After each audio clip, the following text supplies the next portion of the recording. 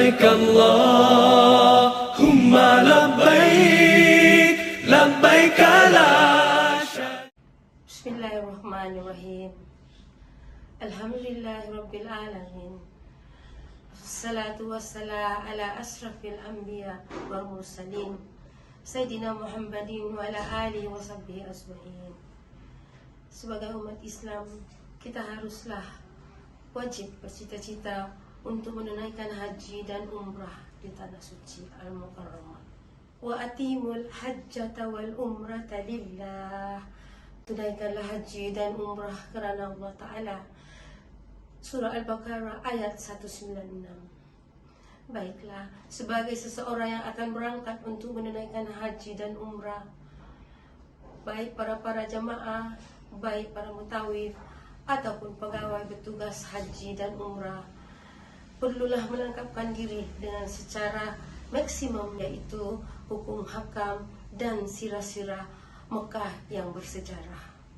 Bagaimana yang diketahui, Mekah adalah tanah yang paling suci dan mulia di muka bumi ini. Disebutkan di dalam Al-Quran, Allah Subhanahu wa Ta'ala menyebutkan dan bersumpah dengan bumi Mekah. La uksimu bihazal balad, kata Allah Subhanahu wa Ta'ala, kami bersumpah dengan hazal balad, dengan bumi ini, yaitu bumi Mekah. Mekah juga dimulakan oleh Allah Subhanahu wa Ta'ala dengan kesan-kesan peninggalan serta sirah-sirah peninggalan nabi-nabi dan rasul-rasul Allah Subhanahu wa Ta'ala. Mekah juga bertambah kemuliaannya dengan perjuangan dan juga jejak langkah beberapa para rasul yang dicintai oleh Allah Subhanahu wa Ta'ala. Mekah juga berlaku sirah atau perjalanan Nabi Adam alaihi wasallam. Sirah yang cukup banyak oleh Nabi Ibrahim serta keluarganya dan istri Nabi Ibrahim, Siti Hajar, dan kemudian putranya Nabi Ismail dan para nabi-nabi yang lain. Jadi sebagai seseorang yang ingin berangkat ke Mekah Al-Mukarramah, bukan hanya semata-mata melakukan rukun umrah ibadah haji. Para jemaah perlu melengkapkan diri dengan ilmu tentang sirah-sirah supaya lebih menghayati setiap perjalanan ibadah itu. Seperti yang disebutkan tadi, Nabi Adam alaihi assalam juga berjumpa dengan istrinya buat kali pertama di bumi, yaitu di Padang Arafah. Di Mekah terdapat telaga Zamzam, dan di Mekah juga ada Masjid Haram, dan di Mekah ada Safa dan Marwah, dua bukit yang disebutkan di dalam Al-Quran. Inna Safa wal Marwata sairillah, ayat 158 Al-Baqarah. Di situ juga terdapat makam Nabi Ibrahim.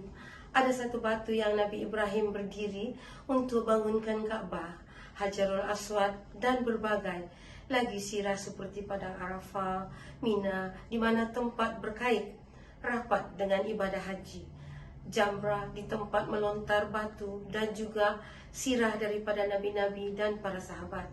Jadi di situ tuntutan bagi kita untuk memahami dan menghayati tentang sirah-sirah. Sebabnya bila kita di Masjid Al-Haram sahaja, setiap langkah dari semua tempat penuh dengan sirah. Di Masjidil Haram penuh peninggalan Nabi Muhammad dan para sahabat.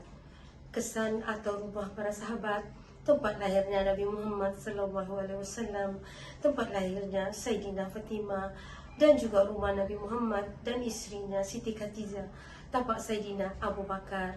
Kemuliaan Mekah Al-Mukarramah telah dimuliakan oleh Allah Subhanahu wa Ta'ala dan diharamkan dari zaman Nabi Adam alaihi salam sehingga ke hari ini.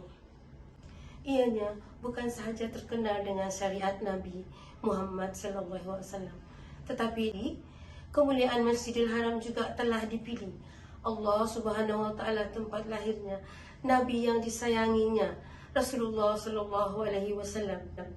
Masjidil Haram diharamkan untuk berperang dari awal penciptaan manusia. Situ juga tak boleh dicabut atau memotong rumput-rumput, tumbuh-tumbuhan, memburu binatang, buruan dan ambil barang yang dijumpai, seperti mana dia ada tertakluk dalam 13 larangan ihram. Mekah itu besar. Di dalam peta tanah haram ditempatkan di tengah-tengah. Bila sampai di Mekah, kita akan nampak tertulis sepadan Masjidil Haram yang tertulis Haddul Haram. Orang yang pertama letak tanda pada tanah haram ialah Nabi Ibrahim alaihi wasallam. Tanda sempadan itu juga untuk kita bermikat bila berniat di sempadan masuk ke tanah suci Mekah. Dajjal juga tidak boleh memasuki tanah haram. Rasulullah sallallahu alaihi wasallam berkata, tiada tempat di muka bumi ini yang tidak boleh dimasuki Dajjal. Semua bumi ini dimasuki Dajjal kecuali tanah haram Madinah dan Mekah, dikawal rapi oleh para malaikat. Waktu Dajjal datang ke tanah suci Mekah, akan berlaku gempa bumi di tanah suci Mekah. Di situ orang munafik, orang yang lemah iman, akan keluar dari sempadan dan ikut saf Dajjal. Sesiapa yang datang ke tanah suci Mekah Al-Mukarramah berniat sesuatu yang tidak baik, terus dapat dosa.